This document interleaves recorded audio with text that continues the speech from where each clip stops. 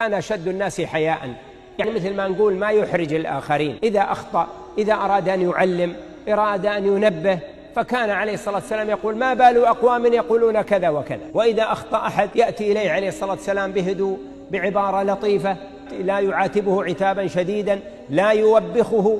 نعم، مع أن بعض الأعمال قد تكون شنيعة. مثال الحديث الذي في صحيح مسلم أن الرجل الذي جاء إلى مسجد النبي عليه الصلاة والسلام وبال في طائفة المسجد. يعني تصوروا هالحين كيف إنسان يجي يبول قدام جماعة جالسين في مكان، حتى لو كان ما هو مسجد. والله فعل شنيع وغريب وقليل أدب وما إلى ذلك. ولكن يعني الناس في بداية الإسلام ما كانوا يعرفون، ربما كان هذا الرجل أعرابي متعودا يبول في كل مكان. المهم ماذا فعل النبي عليه الصلاة والسلام؟ قام إليه الصحابة إلى هذا الرجل قال: دعوه لا تزرموه، يعني لا تخربون عليه، لا يؤذي نفسه بعزكم الله البول ولا يؤذي ثيابه، دعوه لا تزرموه. فلما قضى بوله قال: صبوا على بوله ذنوبا أو سجلا من ماء. وناداه النبي عليه الصلاة والسلام وقال: إن هذه المساجد لا يصلح فيها شيء من هذا، إنما هي لذكر الله والتسبيح والتهليل وغير ذلك، أو كما قال عليه الصلاة والسلام. الله أكبر، إنه الرحمة المهداة عليه الصلاة والسلام.